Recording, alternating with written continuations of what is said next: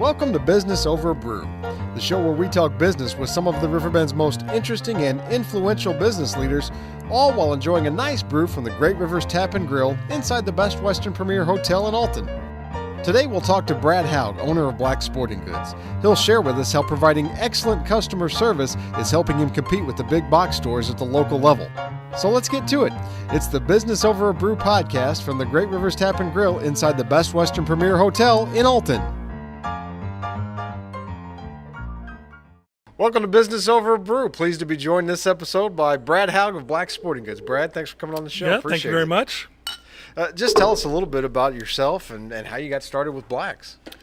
So from the area originally, Roxana High School, three-sport athlete there, went on to college at what's now Missouri S&T, played football there for 4 years. So always have been interested in the athletic world. Engineering degree from UMR, Missouri S&T, and then just about a 20-year career with a General Electric company. General Electric company wanted my wife and I to move to Atlanta, and this is home, so it wasn't something that we were interested in. And in corporate America, when you turn down a relocation, kind of stagnates things. So eventually went to work for my wife, who's a small business owner here. She's an orthodontist, Haug Orthodontics, with offices here in Alton and an office in Highland, Illinois as well.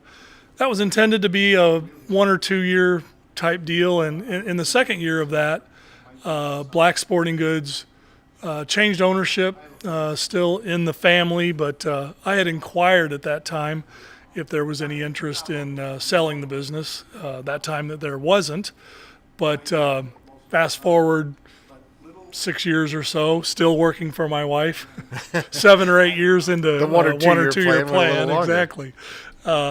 Got a call kind of out of the blue from the then owner saying, he was ready to move on. So really no background really other than being an athlete and being a customer long-term of Black Sporting Goods. But it was just something that I honestly thought would be fun. I thought it would be easier than what it has turned out to be. All the horror stories you hear about retail being difficult, it's difficult. Right. But I do enjoy it. I really enjoy the interaction with the customers, with the kids, the athletes, and talking sports all day. There's not that's not too difficult. But yeah, so purchased Blacks January of 2018, and really have done a lot, myself and my team there, to revitalize the brand, the store. It had really gotten, kind of tired. So if you haven't been in Blacks in recent times, particularly in the last year and a quarter, I encourage you to stop in because it's a much different space. I think we're out in the communities a lot more, and things have greatly improved from a business standpoint. So it really wasn't on your radar at the time you bought it. You had inquired about it, but so what was that conversation like with your wife?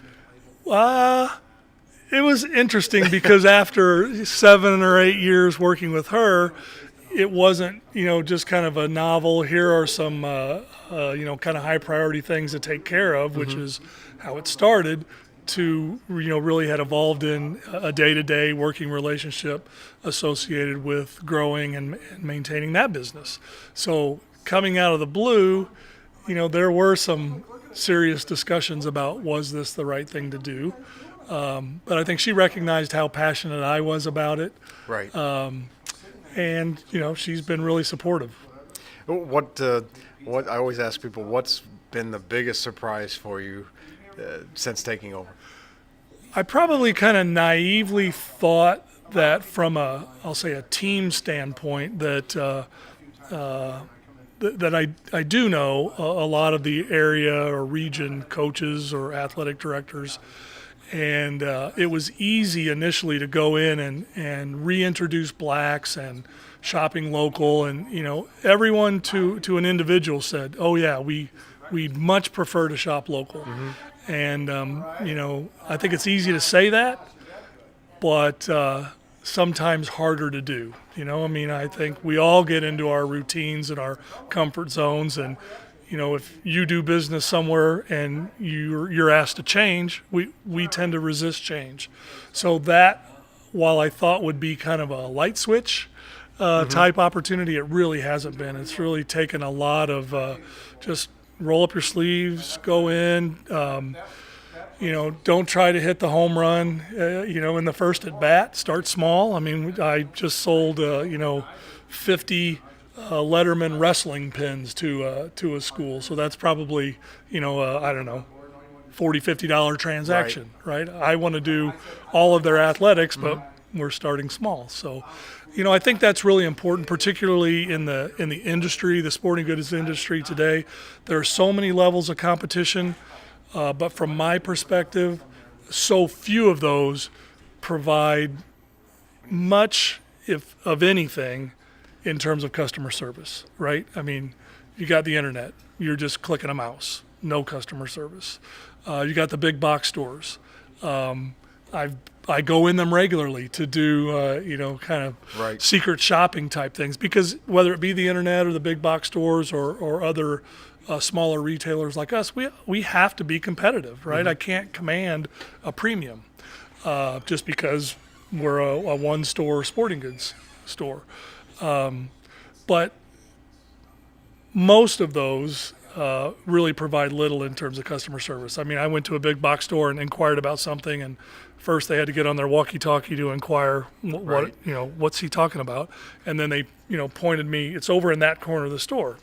It's not going to happen at Black's, right? You're going to be greeted when you come in the door. We're going to work hard to understand your needs, make recommendations to fit your needs. So let's say you come in for a ball glove, right? I mean, you can spend anywhere from, at Black's, you can spend anywhere from $370 on a professional grade ball glove down to, $30 on an entry-level ball glove. So, we're going to work hard to understand what your needs are and to match what you have. And then also after the sale support. It's not just during the sale. If you got problems, all of those competitors that I talk about and all of us individually, mistakes happen, but it's really how we respond when things, for whatever reason, whether it's our fault, customer's fault, whatever, when it doesn't go right, how you respond to that. And, I think that's a great part of our service from beginning to end. I think you, like a lot of the people we've had on the show, a lot of our advertising partners at the Big Z, also have a great understanding of the bigger picture of how your business fits into and serves the community. I know that's very important to you. Absolutely. I talked about some of our competitors. You and I have talked, Johnny Mac's going out of business. I think a very sad story really for the region, because if I think of St. Louis, certain things come to mind, and everybody would have their own list, but you have the Arch, the Cardinals. If you switch over to the food side, you've got maybe Ted Drew's, and if you're a sports fan at all, Johnny Mac's. Well, that name is gone forever, and the company that's coming in has no tie to the region.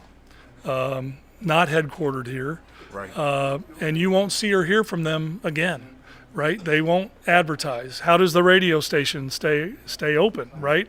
Yeah. If you don't have local advertising, the radio goes away. Take any of our publications, whether it be the Advantage or the Telegraph. If you don't have people advertising, those things go away. So it is so important. Local businesses are so important to the local community. Another thing, the big box stores, the internet companies, this company that's taken over the team side of Johnny Mac's. If you go to any fundraiser, whether it be for a school or an organization, the companies that you see donating to those are the small businesses in our community. So if we all die, if we all go... Right. The way that the Johnny Mac's, for instance, has gone, all of that fundraising goes away, because we as small business support that. So It is very important. Someone told a story the other day, a hypothetical story. Someone from out of town came in and said, "Well, hey, let's go downtown and let's do some shopping." And the guy said, there is no downtown because all the small businesses closed. And you drive through some of the rural areas even around here. That's what you see, right? So fortunately in Alton, there are a number of visionaries.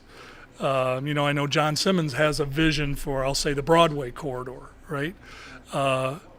Fortunately, there are people here, the people that own the strip mall down by the islands, even the owners of Alton Square. They all believe in our community. Sure. They all believe that this can be a vibrant, vital place. But it's up to us. It's up to us as consumers. Do we choose to support local business, which drives that, or do we choose to move towards an economy that is Amazon and Walmart, right? Right. So if we choose Amazon and Walmart, then again, all the small businesses will ultimately go away. And one of the things on a I think it was an NPR radio interview that one of the owners of Johnny Mac said, ultimately the customers got what they wanted, and the interviewer kind of pressed him, because when I heard that, I thought they got what they wanted. Johnny Mac's out of business. That's how I thought. That's what I thought he was indicating. Right. But no, he clarified. They ultimately got what they wanted, lowest price. Well, again, all of us as small business owners, blacks included, we have to be competitive. Mm-hmm. But the first one to zero loses. Sure. Right? Right. So if all of us are in it for a price game and we're going to compete on price, it's just a matter of time before we all go out of business. Yes, we have to be competitive, but there are some behemoths in the sporting goods industry that if they just decide tomorrow they don't want black sporting goods around anymore, they have the power to just come in, cut their prices, mm-hmm. drive us out of business. But we continue to be competitive. So with that being said, what is your vision for black sporting goods in the next 5 years? In the next 5 years, I see us continuing to grow. We're still working to find what we kind of internally refer as our 10,000 foot level, right? So there are big players in the industry, particularly in what's called the team business. So team business being, me as a sporting goods store going out to a head coach, an athletic director, the director of a club, and selling to that individual everything that team club organization needs.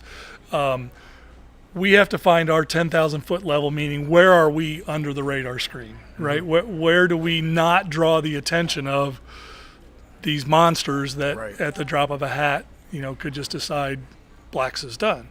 But there's plenty of opportunity. And again, I think the customer service model will win. Now, others before us have thought the same thing, and they're not necessarily still around. But that's really going to be our focus, is to continue the highest level of customer service that we can provide. And I think, based on a community that I've now lived in for more than 50 years, I think our community will respond to that. And I think we see that in other small businesses around the region. I think that ultimately excellence wins, and the way you guys are doing business will win out in the end, because you are taking care of customers in an excellent way. Yeah, and you highlight one thing there that brought to mind the word integrity, right? Mm-hmm. There are businesses in every industry that lack that, right? And we're just going to be straightforward. We're going to be honest. We're not going to take advantage of anyone. For instance, shipping is kind of a place that monkey business can be played, right? Right. Shipping is not anything that adds value to anything that we provide, mm-hmm. right? So we're just, in many instances, or the appropriate instances, if you will, just passing that cost on. But there are players in the industry that will double that, right? So where they look to have maybe a lower price on the product, the total price can be much more when you factor in messing around with shipping, sure. just as an example. Right. But that's taking advantage of uninformed consumers. So that's another, I think, thing that while it helps tell our story, but we are, in talking about looking at shipping costs, for instance, helping to educate the consumers in what the total costs really are for what they're purchasing. Well, Brad, we certainly appreciate what you're doing for blacks. I think it's in good hands going forward in the future. We appreciate you supporting high school sports on the Big Z, and thanks for coming on Business Over. Appreciate it. Thank you very much. Thanks. Thanks for watching the Business Over a Brew podcast. For more video of me drinking free beer with some of the Riverbend's most interesting and influential business leaders, visit AltonDailyNews.com and click on the podcast page. To enjoy a great meal with great food, great service, and great atmosphere, visit Great Rivers Tap and Grill inside the Best Western Premier in Alton. Check out some of their new menu items at GreatRiversTapandGrill.com.